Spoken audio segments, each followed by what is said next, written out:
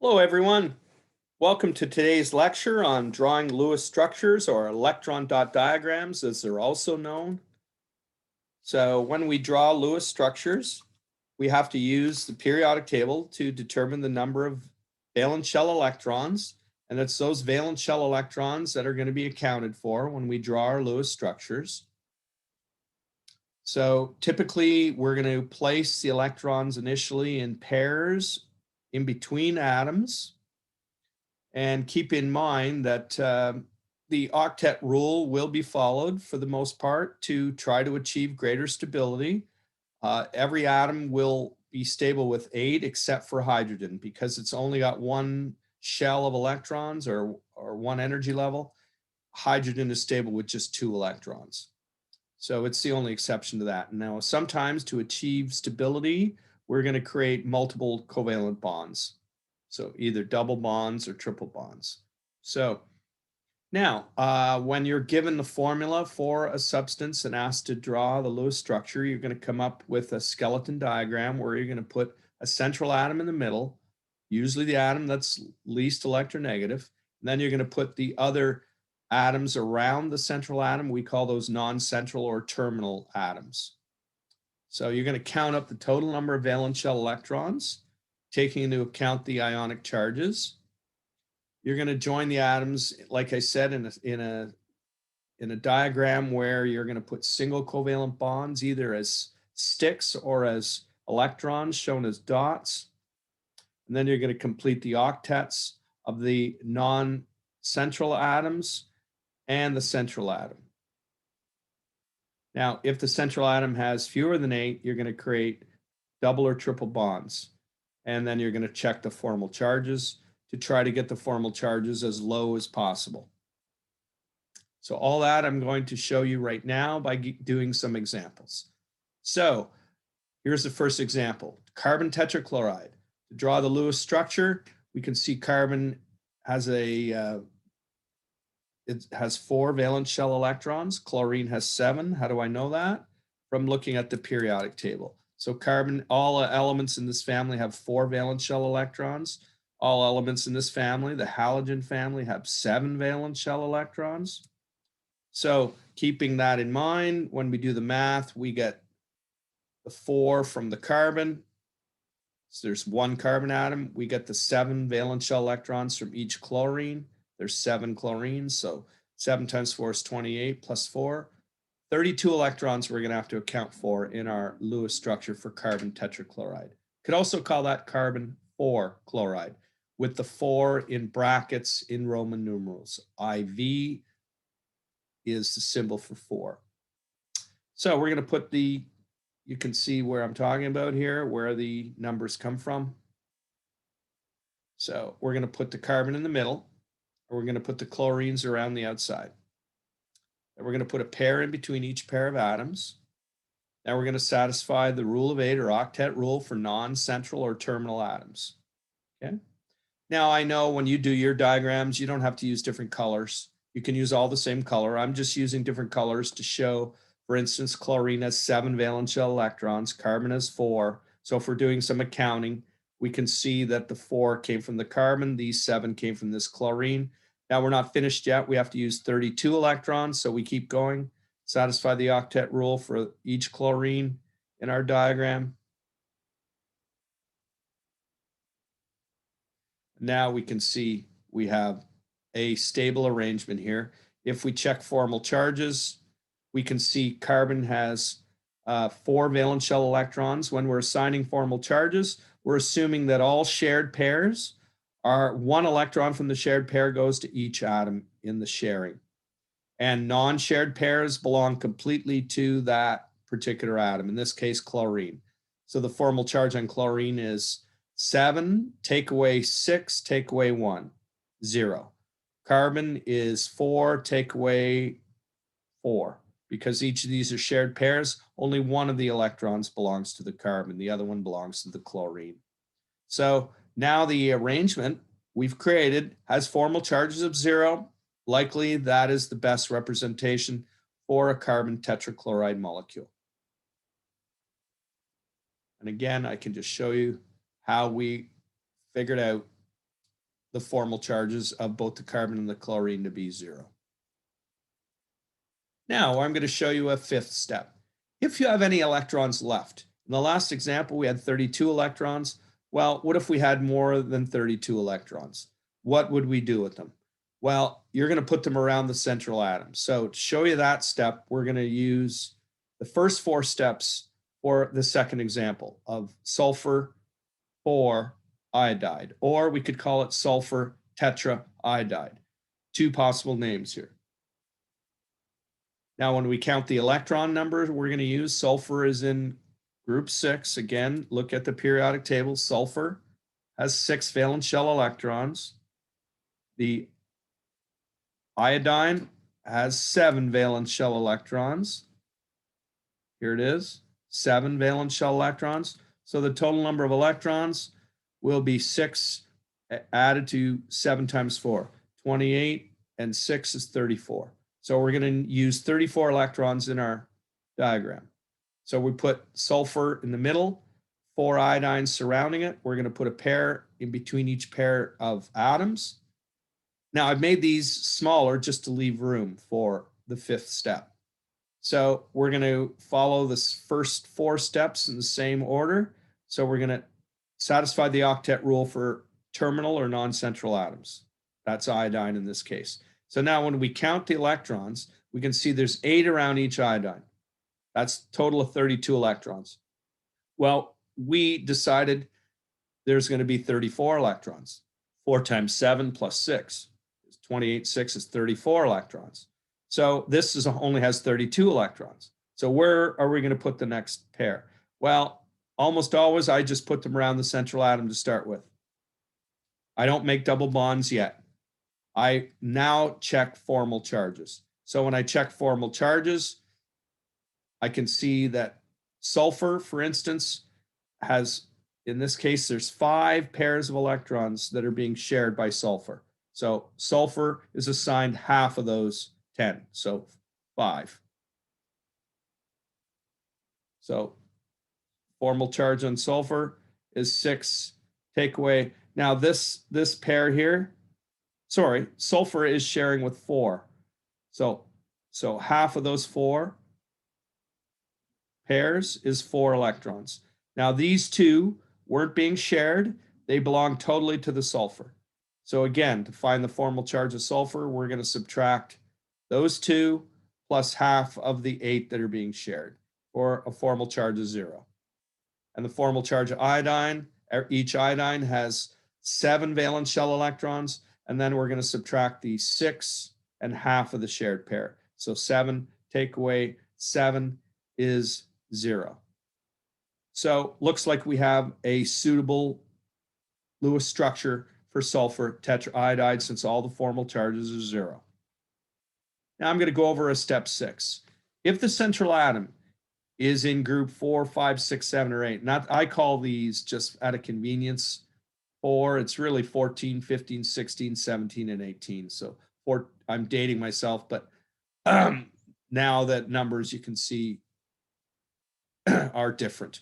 So anyway, if the central atom belongs in this block in the periodic table, it's going to want to achieve the stability of the nearest noble gas. So what we're going to end up with is 8 electrons around the central atom. So I'm going to show you what we do when that happens. And you satisfy the octet rule by creating double bonds or triple bonds. So an example, sulfur dioxide. Count the number of electrons. Let's follow the first 5 rules here. So sulfur is in group 6, oxygen is in group 6. 6 times 3 is 18 electrons. So we put the sulfur in the middle, oxygen on either side. Doesn't matter if you put them sideways, up and down. Doesn't matter. So now we're going to satisfy the rule of 8, octet rule for oxygen. There's 16. Well, we've decided there's 18 electrons. So where do I put the next 2? Well, I follow the same procedure. I put them around the central atom. I don't make double bonds yet. Now we're going to check the formal charges. Okay. So we're going to check the formal charges, and we see that sulfur really has 6, take away 2, take away 2. Sulfur has has a positive 2 formal charge here. So an oxygen has a formal charge. In this case, there's 6 pairs of electrons. There's 6 electrons that are unshared. So 6 take away 6 take away 1 is -1. We have -1 formal charges on both sides. So what I'm going to do is move an electron pair. We also satisfy the octet rule for sulfur when we do that. Okay, so when you check the formal charges now, we can see sulfur is 6, take away 2, take away 3. It's still +1. Oxygen, the formal charge of the oxygen on the right is -1 because it's 6, take away 6, take away 1. And the oxygen on this side is 6, take away 4, take away 2. Because again, remember, shared pairs, 1 electron is assigned to each atom. Unshared pairs, electrons belong to that particular atom. So can we do better? Can we make a Lewis structure that has no formal charges? Well, if this side is negative and this side is 0, we're going to transfer an electron pair from the formal charge that has negative to the formal charge that is positive.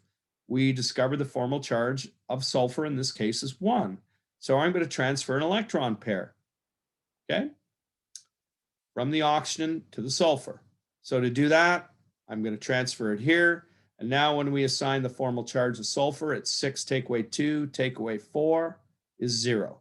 Oxygen, 6 take away 2, take away 2 is 0. So we've achieved now a Lewis structure that has 0 formal charges. We've achieved our goal. So this is the most correct Lewis structure for sulfur dioxide or sulfur 4 oxide, whichever you prefer. Now, the answers to these are at the end of the presentation, which you can check on my website. Right now, I'm going to continue on and do some more examples. In this case, phosphochloride. We didn't learn how to name substances like phosphochloride. Don't worry about coming up with a name for that. But all that to say, we're going to figure out the number of valence shell electrons. Phosphorus in group 5, oxygen has 6, chlorine has 7. 7 times 3 is 21, and 6 is 27, and 5 is 32. So we have 32 electrons in our diagram. So now I'm going to use sticks instead of electron pairs, just to change it up. When you draw Lewis structures, you can use either. Doesn't matter. So in this case, we put pair in between each pair of atoms. We satisfy the rule of 8 or octet rule for non-central atoms. But there is a problem here. When we check formal charges, phosphorus is 5, take away 4. Phosphorus is 1. Oxygen is 6, take away 7 is -1. Chlorine is 7, take away 7 is 0, 0, 0. Is there a way we can make this arrangement more stable? Well, there certainly is. We can transfer an unshared pair from the negative formal charged atom to the positive formal charged atom. And that way we can achieve formal charges of 0. Okay, and to do that, as I've shown, this electron pair has been moved. And now this is a more correct Lewis structure for phosphochloride. When we check the formal charge of phosphorus now, we get 5, take away 5.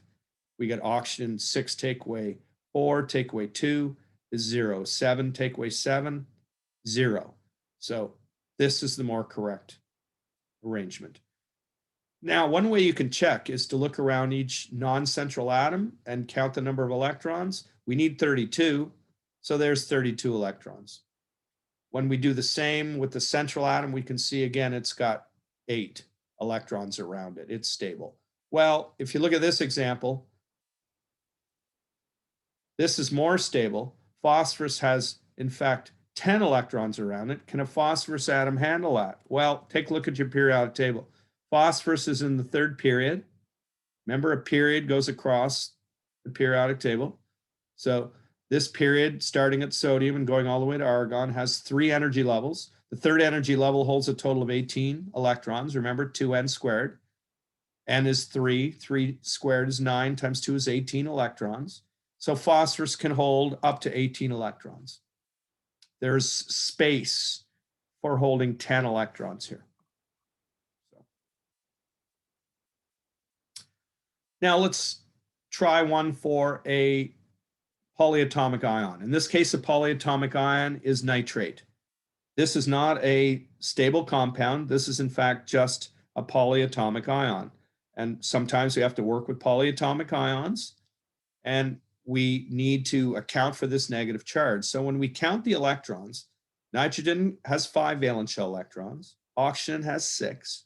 The total number would be 6 times 3 is 18, plus 5 is 23, but the charge of the ion is -1. So the total number of electrons will be 24. Don't forget about the extra electron here. Now, if this were a positive sign, you would subtract electron. So we can take a look here. We have a stable arrangement, put a pair in between each pair of atoms. We count 8 around this one, 8 around this one, 8 around this one. But the reason why I've used these numbers is to show you the formal charge. Nitrogen is 5. 5 take away 3, because these are shared pairs. Nitrogen is assigned 1 from each of the pairs. The formal charge of nitrogen here is 2.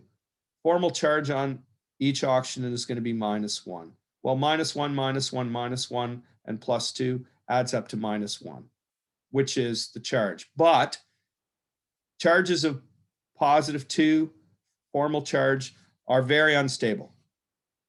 So we can reduce the formal charge of nitrogen. And when we do that, we're going to slide a pair of electrons from any of these oxygen atoms, doesn't matter which one, because they're all -1s. In this case, I took this atom and I simply took an unshared pair and I shared it. And when I shared it, I end up with, again, now the formal charge on this oxygen is 0. The formal charge of this oxygen is -1, and this one's -1, and this nitrogen is +1. Now I could reduce the formal charge of nitrogen here to 0, but here's my problem. Nitrogen, if you take a look, only has 2 energy levels. It can only hold up to 8 electrons. So you cannot reduce the formal charge in this example past +1 because of the limitations with the number of energy levels in a nitrogen atom. So this is the most stable arrangement we could come up with for a nitrate ion.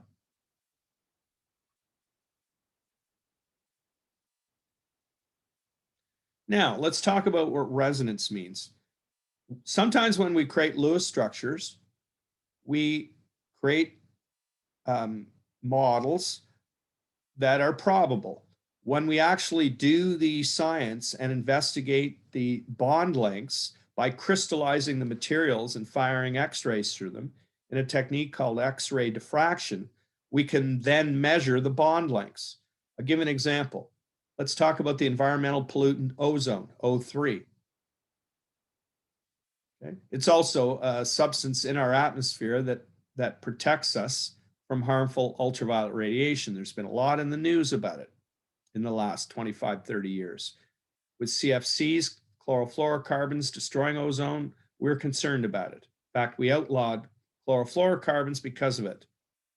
So when you take a look at the Lewis structure here, we're going to need 18 electrons in total. And to create stability, we're going to come up with 2 possible Lewis structures showing a double bond on the left side and a double bond on the right side. And we can see formal charges here, -1 and +1, where the single bond is. Where the double bond is, formal charge is 0. Well, when we use X-rays to investigate, we discover that ozone does not have double bonds on one side and single bonds on the other. We discover that the bonds are somewhere between a single bond and a double bond. And since they're somewhere in between, they're intermediate, the understanding is that the electrons here, these 3 pairs of electrons, are being shared equally between all 3 oxygen atoms. So the way we show that is to simply show both structures with an arrow in between them. And we call that a resonance structure, which means the electrons are not simply being shared between the two atoms involved in the diagram. They're shared collectively by all the atoms in the diagram, in this case, the 3 oxygen atoms. Now, when we look at an electrostatic potential map, you can see that are indicated that there's kind of an equal sharing going on between all 3 oxygens. There's not one that has more electrons than the other. Okay, so the actual Lewis structure is a hybrid of the two, and to show that, we put an arrow with 2 directional indicators showing that that is really a misrepresentation, and this is a misrepresentation. In fact, it resonates from one to the other, which is kind of indicating these electrons are being shared collectively by all 3 oxygens, not a double bond over here and a single bond over here, which is really a misrepresentation. Now, exceptions to the octet rule. Sometimes we have complexes that have an odd electron molecule. We call those free radicals, which when they appear in cells, in biological entities, can wreak havoc. They can cause damage because when they bump into stable substances, they will steal electrons and create another free radical in the process. And this tends to have a cascading effect. Now, hopefully there's a mechanism in biological systems to control this. We have antioxidants in our diets that actually will stabilize these free radicals when they're created inside our living cells. So I'll give an example. Nitrogen monoxide. Nitrogen has 5 valence shell electrons. Oxygen has 6. We have 11 valence shell electrons. Nitrogen monoxide certainly exists. Now, this is one possible Lewis structure. We put a pair in between each pair of atoms, satisfy the octet rule for oxygen. That takes a total of 8. And we put 2 around the nitrogen. That gives me 10. And the 11th one is a single electron around nitrogen. When we do formal charges for oxygen here, we get 6 take away 6 take away 1. We have a -1 charge. We have a +1 formal charge for nitrogen. Well, we can reduce, again, as we've said, we can reduce the formal charge on oxygen by creating a double bond with one of these unshared pairs. And when we do that, again, we can see the formal charge on oxygen now will be 6 take away 4 take away 2, which is 0. For nitrogen, it'll be 5 take away 2 take away 2 take away 1 is 0. We have a single electron. Now, these are highly reactive. And what typically happens if we have nitrogen monoxide, we're not going to have one molecule in isolation. You're going to have millions of them. When nitrogen monoxide molecules collide with sufficient energy at the right angle, they will stabilize and form dinitrogen dioxide. 2 of them will bond together. And when we do that, you can see now that each atom in this arrangement has a formal charge of 0. Oxygen is 6. To show you, it's 6 take away 2, take away 2, take away 2, 0. Nitrogen 5 take away 2, take away 3, 0. 5 take away 2, take away 3, 0. Oxygen 6 take away 4, take away 2, 0. That is the structure for N2O2 or dinitrogen dioxide. We use prefix system. You can see the use for it here. Because if I was using oxidation number, this would have the same oxidation state as NO. So how do you distinguish between NO and N2O2? You use prefixes. Now here's another example of a violation of the octet rule. Sometimes compounds are formed when elements are from groups here, here, or even here. And when that happens, you can still achieve 0 formal charges. Now, how can I decide how many valence shell electrons a central atom has in this diagram? Well, what I can assume is it's sharing electron pairs. So the central atom is going to supply one of those in that pair, one in that pair, and one in that pair. Well, that seems to me 3. So these atoms have 3 valence shell electrons. So it's likely from that particular family. And that's likely a halogen or hydrogen because they can easily form bonds and achieve octet with 7 electrons because there's 3 unshared pairs and 1 shared. So 7. So this, you'll notice the formal charges of boron is 3, take away 3 is 0. Of, if that were to be chlorine or fluorine, it would be 7, take away 6, take away 1 is 0. So the formal charges here would all be 0. In fact, this example is for boron trifluoride. As I've suggested, all the formal charges are 0. Now, what if I try to complete the octet for the central atom by shifting one of the unshared pairs from a fluorine to the boron? Well, that would mean that the fluorine atom would now take on, instead of a charge of formal charges 0, since we've taken an unshared pair and made it a shared pair, now we're going to make the charge of fluorine positive. Well, that's impossible. Why? Because if you look at the periodic table, fluorine has an electronegativity of 3.98. Boron's only 2.04. You can't have a formal charge that is positive on a fluorine atom with any element in the periodic table. It's simply too electronegative. So you might create this Lewis structure with these formal charges, but that it's impossible. So the correct Lewis structure would be this one on the left. Let's look at this example, all right? A valence shell expansion example. So the central atom is going to be sharing 1, 1, 1, 1, 1, 1. So it implies that it has 6 valence shell electrons. So it's going to be from this particular family where you have 6 valence shell electrons. And these non-central or terminal atoms will be halogens or hydrogen. Why? Again, because they can easily become stable with 7 valence shell electrons. They could have 3 unshared pairs and 1 shared pair. So this could be sulfur hexafluoride or sulfur hexachloride. All right. Now, elements of the 3rd, 4th, 5th periods, again, 3rd, 4th, 5th periods, and they have more than 8 electrons in their valence shell possible because they have D sublevels. They can hold more electrons.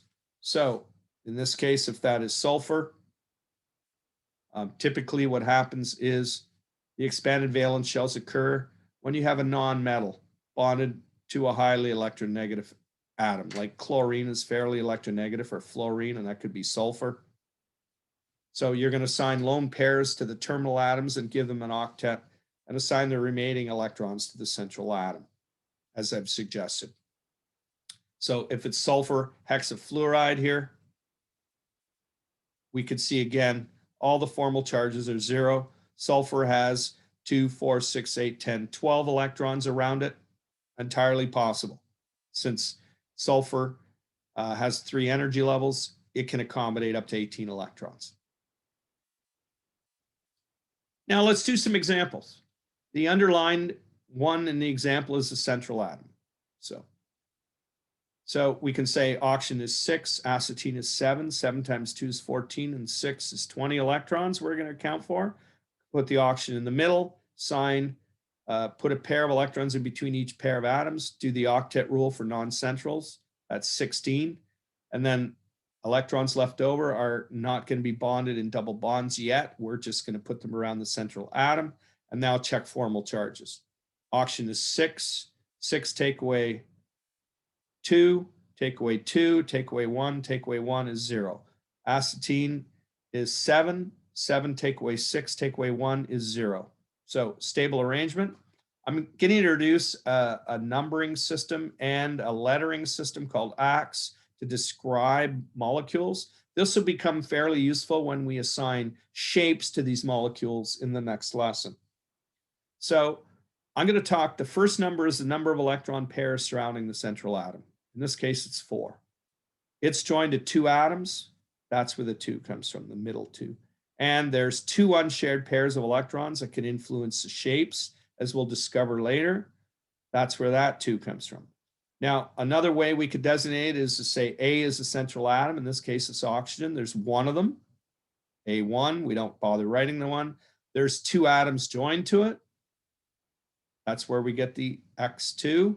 And there's 2 unshared pairs. That's where those 2 come from. So A, X2, E2, or simply 422. Now, BiH3, central atom, bismuth, has 5 valence shell electrons. Just to check here, bismuth, 5 valence shell electrons. There it is, bismuth, 5. Hydrogen's got 1, so 8 electrons in all. Bismuth, pair in between each pair of atoms. Oxygen, we can't satisfy, hydrogen, we can't satisfy the octet rule for hydrogen. It only has 1 energy level. It can only hold 2 electrons. So we are now going to put the last electron pair around the central atom. That's the only place we can put it. And when we look at bismuth with 5 valence shell electrons, when we check its formal charge, it's 5 take away 2, take away 3 is 0. Hydrogen, 1 take away 1, 0. So when we assign the 3-number code, we're going to say there's 4 electron pairs around the center atom. There's 3 atoms bonded to it and 1 unshared pair. So we call this a 431, or A, X3E. A is bismuth, X is a hydrogen. There's 3 of them, and there's 1 unshared pair. That's where the E comes in, 1E, unshared pair.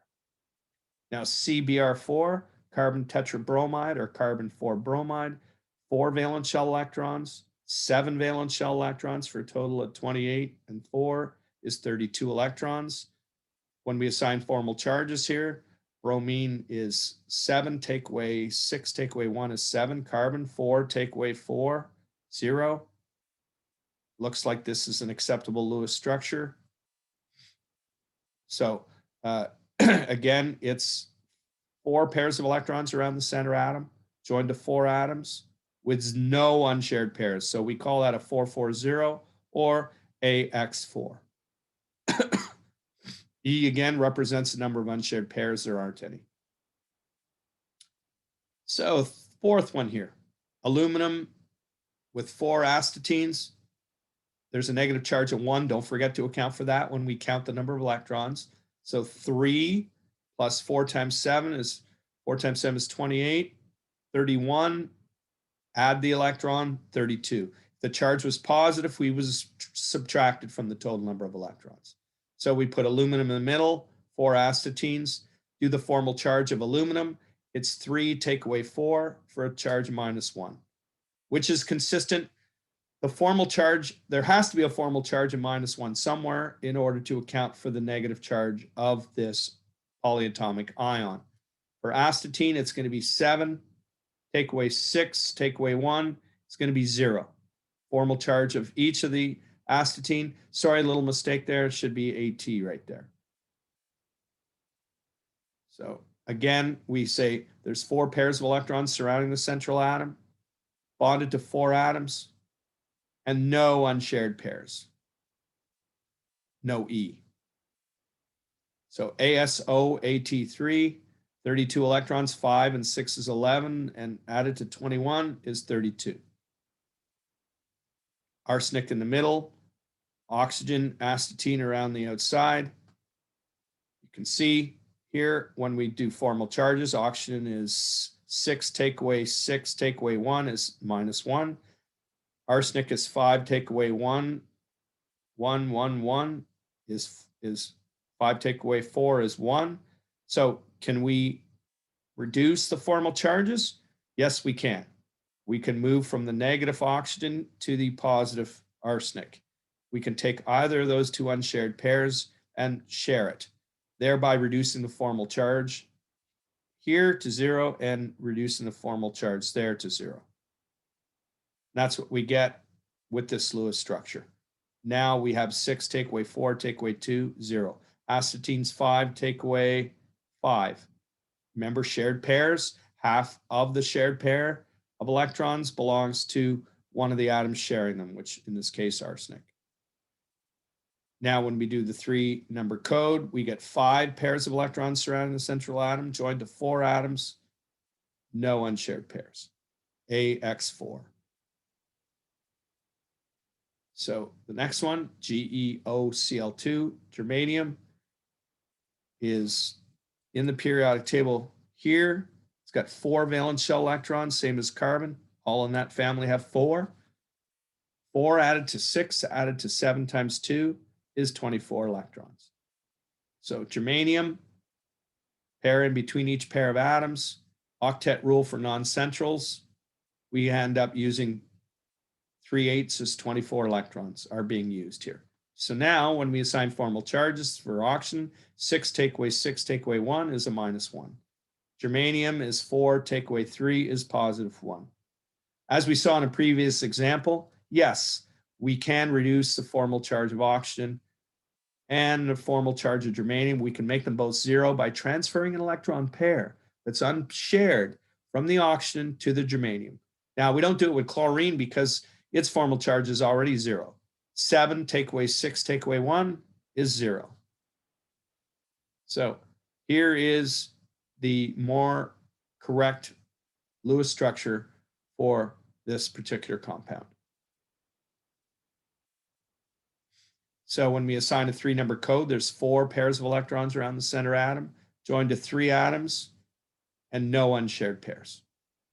So typically when the second 2 numbers don't add up to the first number, we know there's double bonding going on. Okay, now in this example here, there's 1 central atom and there's 3 atoms bonded to it, no unshared pairs. So let's do one with carbon-carbon bonds, C2I4. Now, because each carbon is not filled up completely, there's 36 electrons in total. 2 times 4 is 8. 4 times 7 is 28. 28 and 8 is 36. We have to create a double bond in the middle to make carbon more stable. And again, when we look at the formal charges in each of these, we see iodine is 7, take away 6, take away 1 is 7. Same in all 4 locations. Carbon is 4, take away 4. These are all shared pairs of electrons. Carbon is only assigned 1 of each of those shared pairs. All right. Now, here's another one. In rare occasions, you can get noble gases forming bonds under extraordinary circumstances with other atoms. In this case, selenium has 6 valence shell electrons. Xenon has 8. 6 times 4 is 24, and 8 is 32 electrons. So we can draw this structure to accommodate the 32 electrons, a pair in between each pair of atoms, satisfy the octet rule for non-centrals. But xenon has a formal charge of +4 here, which is 8 take away 4. Well, and each selenium will be 6 take away 7 -1. Well, we can reduce those by creating 4 double bonds. And this, in fact, is the more stable arrangement for xenon tetraselenide. So we would say there's 8 pairs of electrons around the center atom, joined to 4 atoms, no unshared pairs. The central atom is bonded to 4 other atoms. Here's another example. We have ethanol, also called ethyl alcohol. There's 20 electrons, 2 times 4 plus 6 plus 6 adds to 20. So when we put bonds in between each pair of atoms, hydrogen only has 1 energy level. It can only have 2 electrons assigned to it. So the only place we can put the extra electrons is around the oxygen. And in fact, we can account for the 20. 2, 4, 6, 8, 10, 12, 14, 16, 18, 20 electrons. And the formal charges, hydrogen is 1 take away 1, carbon is 4 take away 4, oxygen is 6 take away 2, 4, 5, 6, 0. They're all 0 here. There's the Lewis structure for ethyl alcohol. SCO2 has 18 electrons, group 6, 3 6s are 18. Again, we could put a pair in between each pair of atoms, satisfy the octet rule for non-centrals, that's 16. The last pair in around the central atom, but a problem exists. Selenium is 6. The formal charge would be 6, take away 2, take away 1, take away 1 is positive 2. Oxygen is 6, take away 6, take away 1, which is minus 1. So we have to reduce the formal charge on selenium to 0. We can reduce the formal charge on oxygen to 0.